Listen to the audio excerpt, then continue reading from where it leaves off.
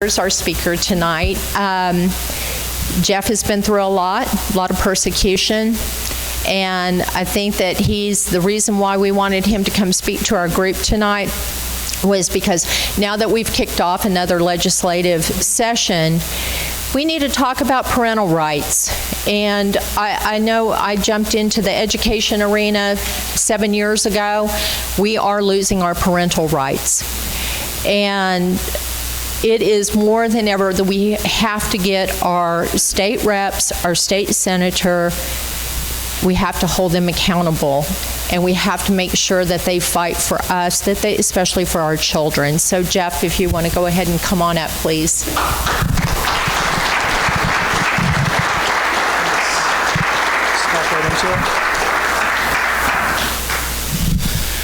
Well, I feel like I have to start with some of the things that were said here. If you've read Alan West's message, he analogizes kind of our situation to some military concepts, and specifically the 5 forms of offensive maneuver.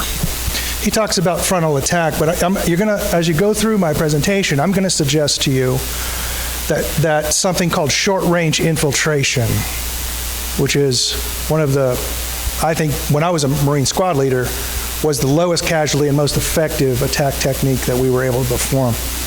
And I'm going to suggest to you that has been done to you many times, and it was done so skillfully that you didn't notice it. The other thing is, we talked about local elections. I can tell you a personal story on this. When I was living in Capel, they wanted to run a dart station through there, and we didn't want that. And so people were raising Cain about it. They were going to the city council and everything. And at that time, I didn't really understand how government works. So I found out that we're actually ruled by overlapping districts. So you're ruled by a school district, and there's a flood district, right? There's a transportation district. They're trying to create an air quality district. And all of these things have the power of lawmaking, and they have the power to tax you. So I went to the transportation district meeting for my little precinct area, and it was held at a Denny's, and they were all sitting around a table with a constable eating pancakes when I showed up, and they said, wow, nobody's shown up for the last 3 years. So we just started meeting at Denny's.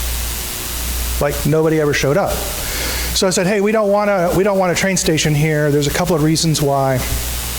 And I told them about some land development stuff that was going on, and it probably be incompatible with it, and they should wait.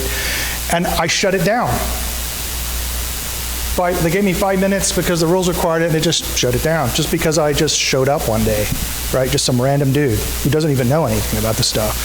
So you'd be surprised if you get involved if you know something about flood abatement, you can have a massive impact on your taxes by going to the flood district. They may not even know the real problems that are out there. They're hearing from lobbyists and construction companies. They're not hearing from people who suffer from floods, right? Those are the people that usually show up. So you look at all those districts, there's about 11 districts that you're governed by that you probably don't even know about, and find out where they meet and go see them.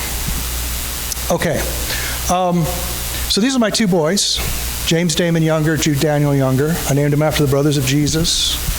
James is named after the Saint Cosmas and Damianos. They were unmercenary physicians in Syria who gave away free medical care. They were martyred. And Jude is named after the prophet Daniel. And they're a big gift to me, and they're really important to me, but some pretty bad things have been happening. One of the bad things is that I'm under an unconstitutional gag order. So I can be, how many judges? Where are the judges here? I'm violating a court order right now because the court order is void. If you look at that yellow part, you'll see that it's a topical gag order. It prevents me from talking about certain political topics. I'm not allowed to talk about transgenderism, gender fluidity, gender dysphoria, gender identity, and so forth. So I'm pretty sure in March, I'm going to be making an anti-SLAPP argument under the Texas anti-SLAPP statutes, which are a lot stronger than the federal ones, to prevent an enforcement action which will put me in Lew Sterrett jail, because I have not obeyed those. The reason I haven't obeyed it is I have a civil right to tell you what's happening in the courts, particularly family courts. I'm very critical of family courts today. And I have a right to tell you about that in order to get legislation passed. I have a civil right to do that, and I'm going to avail myself of it, even if I wind up in loose sterret.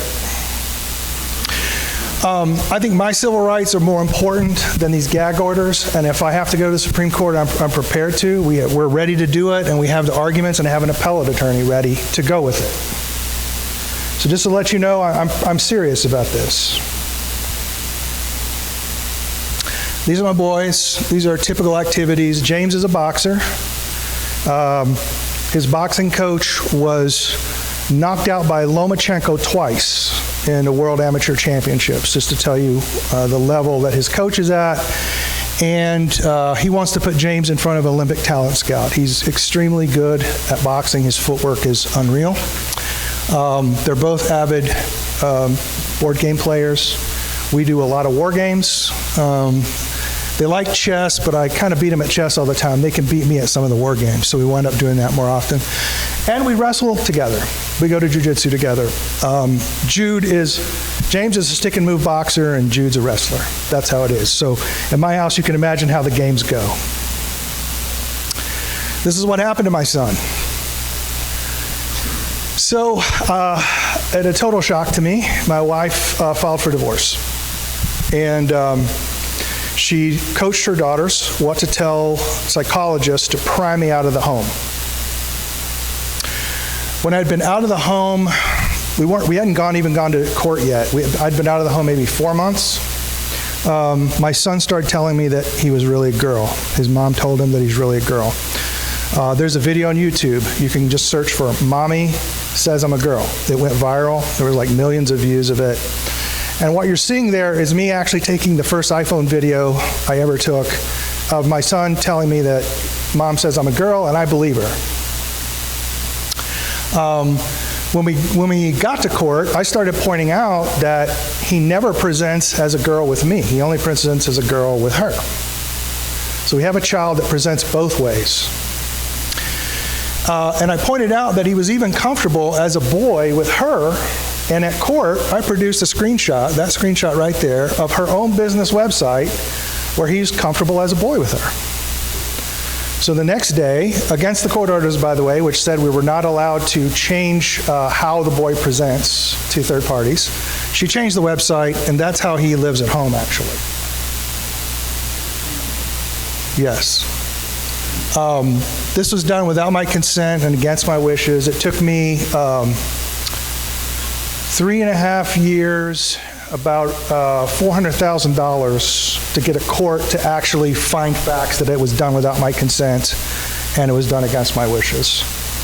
One of the problems that we have in family court, unlike other civil courts, my lawyer, who's an old-time Texas lawyer, and I love him very much, he said he was asked one time by a corporate lawyer, how does family law differ? What's it like? And he says, just like any other civil law, we just don't follow the Constitution. And that's basically correct. You can file in a family court, I've been under continuous litigation for 5 years, and I've been under temporary orders for 5 years. Because when you file, you get automatically under something called temporary orders with the county, and those are not appealable. You cannot appeal those. Those decisions are just what they are until you go to trial. So right now with COVID, trials are way out. So I'm under temporary orders right now that I can't appeal or change or alter in any way. So I'm just going to give you the timeline and show you kind of what I went through trying to get the court to believe me that, my son really is a boy. I actually had to prove this. She filed for divorce when my sons were 3. They're twins. I told you when I was out of the house, she began telling him that he's a girl. She found a willing medical practitioner, Dr. Jennifer Pape, here in Flower Mound at 18 and under, MD, who misdiagnosed my son with gender dysphoria. How do I know that he was misdiagnosed? Some of you are saying younger. You are not a psychological expert. You are not a medical doctor. How do you know? Because I got the top experts in the transgender medical field. I got the people that founded the first transgender medical clinic at Johns Hopkins the people that shut down the clinic after 4.5 years because they could prove that their treatments were harming people. All the psychology community already knows this stuff doesn't work. So he looked at this diagnosis, and it doesn't meet the logical criteria for just on its face. You don't need to know any facts. You simply look at what Jennifer Pape said. It doesn't meet the logical criteria. Her husband is a minister here in Capel as well. Took my sons to Rebecca Orr at Dallas Rainbow Counseling. And with a name like that, you can imagine, it's a married lesbian counselor who works with LGBT teens. She also diagnosed James with gender dysphoria and also made the same logical error that Dr. Pape made. And sent my son, keep in mind, my son at this point is 4 years old, to Children's Hospital at the Genesis Clinic to look at the medical side of treatment. So one thing that's been claimed by the other side here has been that they've never looked at chemically castrating my son, and they've never looked at surgical transition or anything like that, or puberty blockers, but it's just in the plain medical record, and that's what the court found in its findings of fact. I want to particularly note that they call it the Genesis Clinic. This is one of the tactics of the left. They'll take something that you really care about and that you hold sacred, and then they'll twist it and make fun of it just to give you the middle finger. And that's what the name of that clinic really is. It's just a giant middle finger to Christians. But despite evidence, like I'm going to show you a video that Mommy Says I'm a Girl video. I showed that to the custody evaluator in my divorce, a guy named Blake Mitchell. I showed him that video, and in the top 10 items that were concerning to me in the divorce, I told him it was that she was tampering with my son's gender identity. That's the exact words I use. That's in the documentary evidence. He produced it in discovery, and I have the video, which I gave him. It never appears in his report to the court. So he perjured himself, which is not uncommon in family court with custody evaluators. Unfortunately for him, he was quite stupid and made some other procedural mistakes, and I was able to get his scandalous report struck. But he was allowed to to testify as a witness to what he saw. Once we went through all the divorce and it was all done, I wound up basically with the standard possession schedule. I didn't even get standard expanded. And that was because Blake Mitchell said I had made a false allegation of Miss Georgelis, my ex-wife, that I had falsely accused her of tampering with James's gender identity. So the fact that I told him that, he used as a basis for a false accusation charge, and they would not give me beyond the standard possession schedule. So I got less possession time because I told him about that and showed him that video. That wasn't enough for Miss Georgelis. She filed a lawsuit because I became increasingly willing to go to the school and stop the school from teaching my son that he was a girl. At that time, he was going to school in a dress. Teachers were giving him a dress. When I would take him to school, a teacher would give him a dress to wear. So she filed a lawsuit to remove my parental rights. This is part of their filing. First of all, everyone asked me this question: what does James think? What does James want? I find it an odd question, but it is important seemingly for a lot of people. I don't think a kid knows what he wants at this age. It's not a question I would ask. But James went to a social worker at Family Court Services in Dallas County, and he split the difference. He said, well, when I'm with mom, I want to be a girl, and when I'm with dad, I want to be a boy. And that's consistently been what he said. She wants to stop me from cutting his hair. Believe it or not, I have spent, George, how much? What did we calculate last time? It was $60,000, $70,000 litigating haircuts. She sues me every time I cut his hair. And the courts let her. The courts just let her because it's family court. She wants to prevent me from using male pronouns, presenting him as a boy to third parties, taking away all consecutive nights, so I just get one night, I found 5 pretty onerous, and it was very scary when I read that, and I was very concerned that my case would become a precedent if that were upheld. What they asked for was that I be sent to counseling on affirming transgender children. And the basic idea here, it's not quite in there, you can kind of read between the lines. The basic idea, they wanted the judge to say, if a counselor doesn't certify that you agree with the transgender agenda, you can't have a kid. And that was really what that was, and that's actually what they verbally argued on that.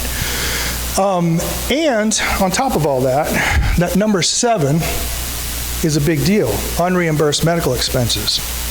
So I look like a real jackass, right, for not paying medical expenses. Yeah, I'm not going to pay money to psychologists who are going to teach my son that he's a girl. I'm not going to pay for the chemical castration of my son, and I'm not going to pay for puberty blockers, which will permanently sterilize him, and prevent the proper growth of his brain and his skeleton, and I'm not going to pay for his surgical transition. But right now in the state of Texas, all that's considered child support. It's medical support, and it's considered child support, and I'll go to Lou Sterrett jail and sit there for 6 months in, 6 months out until I pay it. That's the way the statutes read right now. And I'm not going to do it. So I filed a countersuit. So you can imagine this was pretty complicated. If you actually go out and look at the legal record on the Dallas County website, especially if you're an attorney or judge, you can go look at it. We've just broke 80 solid pages on their webpage. You have to scroll 80 times through the webpage to get to the end. That's how many filings Ms. Georgelis has made against me. The only thing I've done are responses to what she's done, but it's 80 solid pages of filings. And we're talking like 10 point, like it's an enormous number. I filed a countersuit in which I asked for sole managing conservatorship because I said, you know what, we should just not pretend that we can co-parent. This is ridiculous. A jury should decide it's her or me. That was just, I thought, the honest thing to do. They sent us to another custody evaluator. This guy, Benjamin Albritton. Oh my goodness. What a low IQ, amoral jackass. This guy meets my son as a boy and a girl and recommends to the court, and it's never been done in the state of Texas before. He's the first one. Recommended to the court that my son be transitioned by court order. All right. So I took it to the jury. The jury declined to give me sole managing conservatorship. They did a fantastic, I got to, look, I was going up against Coons Fuller. If you know, anybody here know Coons Fuller? Largest contributor to judicial campaigns in the state of Texas. They are a very powerful family law firm, and man, they're good.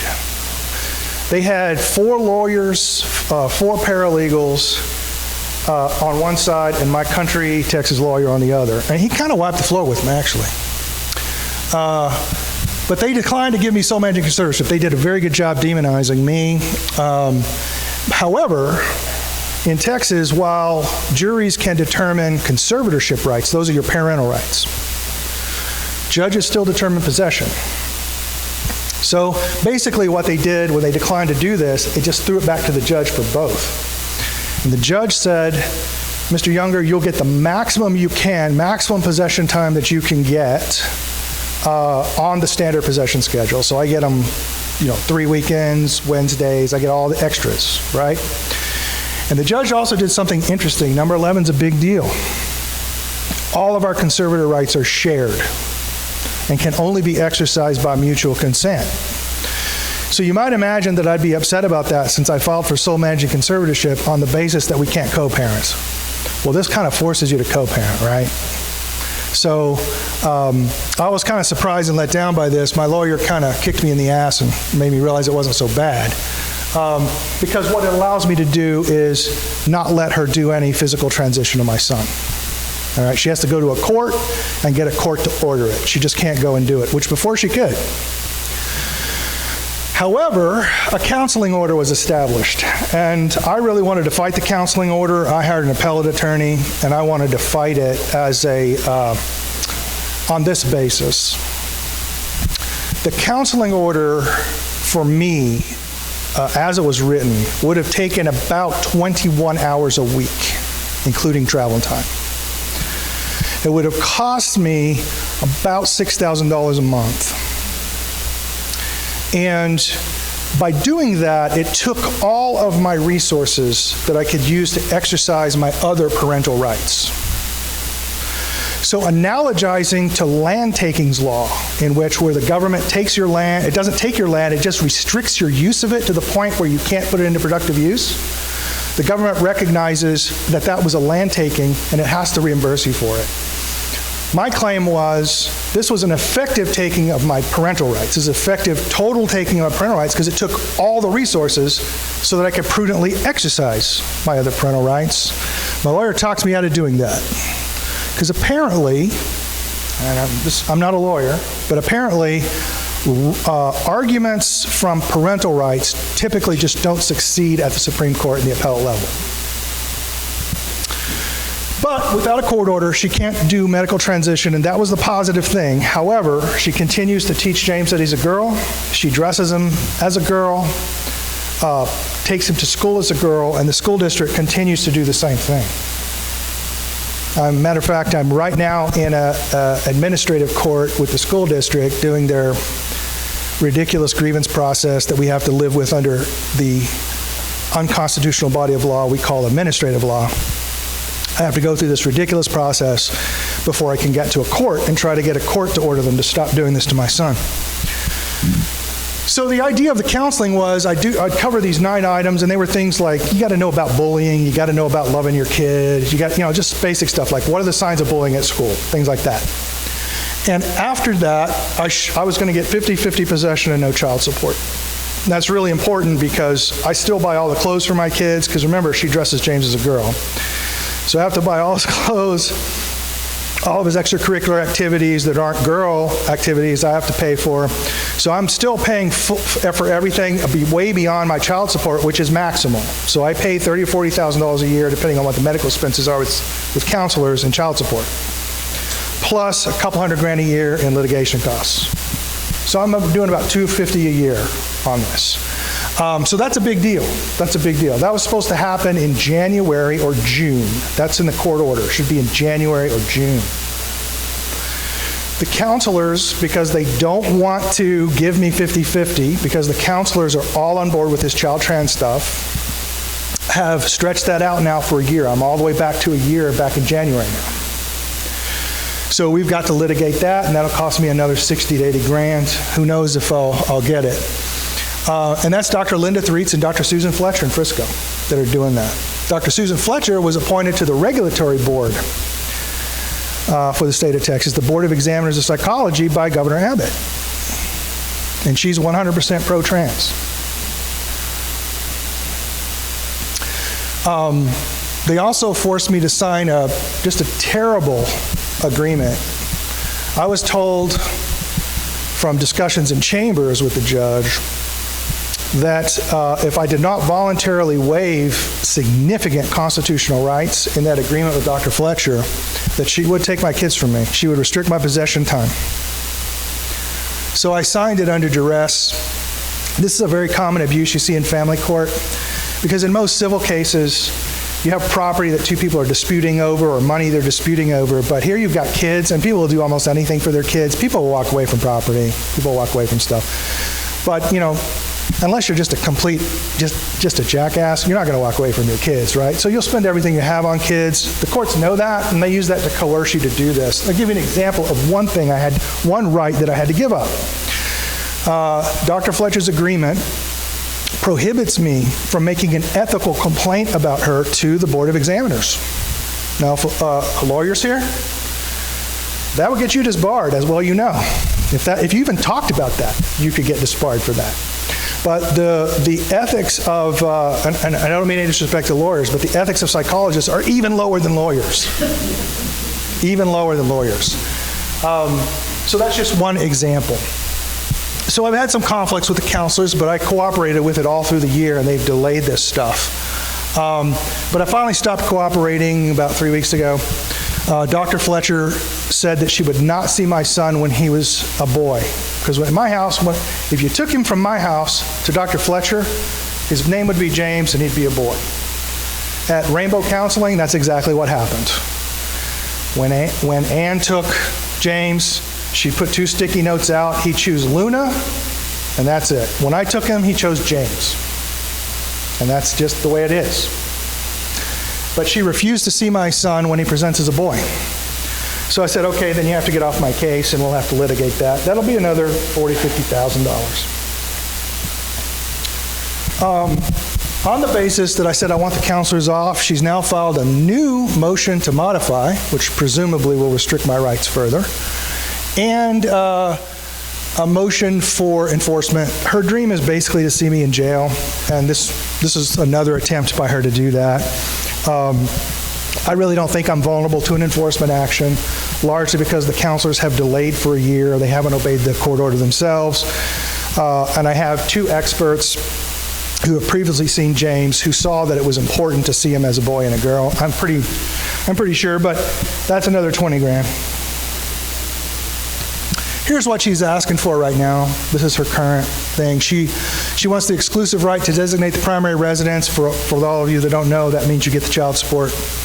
The exclusive right to consent to medical, dental, and surgical through invasive procedures. That means she could go and put him in a sex change surgery tomorrow if she wanted to without my consent. The exclusive right to consent to psychiatric and psychological treatment of the children. She's been very skillful and has spent a lot of money, hundreds of thousands of dollars, preventing me from getting a second opinion from a psychiatrist. I've never been able to get a second opinion. Every psychologist that's looked at James has either been court-appointed from the psychological cronies in Dallas County, which is left-wing as all get out, or it's been one selected by Miss Georgelis. Those are the only people that I've never been able to select a psychologist. And the exclusive right to receive support. And that's what she's seeking right now. And that's not the enforcement. The jail part is separate. That's just what she wants for temporary orders right now. And remember, if those are granted, those cannot be appealed.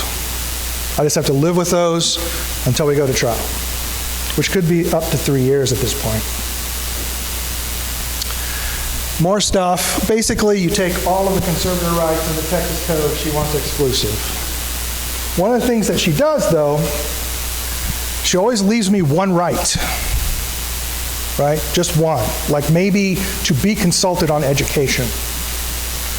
Because in order to fully take rights from a parent in the state of Texas, and this is something really good about Texas, in order to fully take somebody's rights, you have to have a jury do it. Judges can't do that in this state. You know, in a lot of states, a judge can peremptorily just take your parental rights. And it's very good in Texas that that's not possible. Juries have to decide that. So she always leaves me one so that it's not a full taking of my rights, and therefore she doesn't have to go to a jury trial. So that's what she's done this time. So, 5 years of constant litigation. I've been under temporary orders for 5 years. If I want to go on a vacation that's not on the Dallas County standing orders, I got to go file a lawsuit, spend $10,000, take my kids on a vacation to Alaska or whatever. My son's still being abused. He's been fully socially transitioned. The schools have cooperated with it to the point where I have taken him to school dressed in boys' clothes, and the teacher has given him a dress to wear. They absolutely teach him. They use female pronouns, everything. It's very clear that the courts, there's 2 interpretations. One interpretation is that the court doesn't actually know what to do under the law. Okay? I can kind of see that argument because part of the thing that courts have to do is, the customs of the people do have the effect of law in a certain way. Okay? It's not just black letter law that judges have to deal with. And it seems like we're in a time when those customs might be radically changing. I can see the court's confusion there. A more venal interpretation is that I'm in Dallas County, they're left-wingers, and they're just going to stick it to me. I kind of think it's the latter. I feel like it's the latter. Interestingly, even Republican judges are not stopping this. In fact, some of the worst abuses in family court that have gone to the Supreme Court and been struck down have come from Republican family court judges.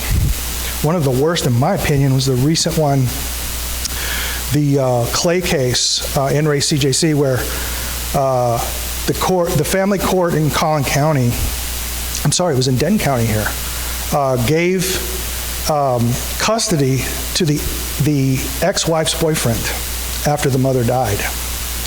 So the father had to share custody with the man that broke up the marriage, right? And this is a Republican judge. So, I mean, this is the kind of stuff that goes on in family court. All right, at this point, that's how I got here. But there's always questions that I can't anticipate. What would you like to know?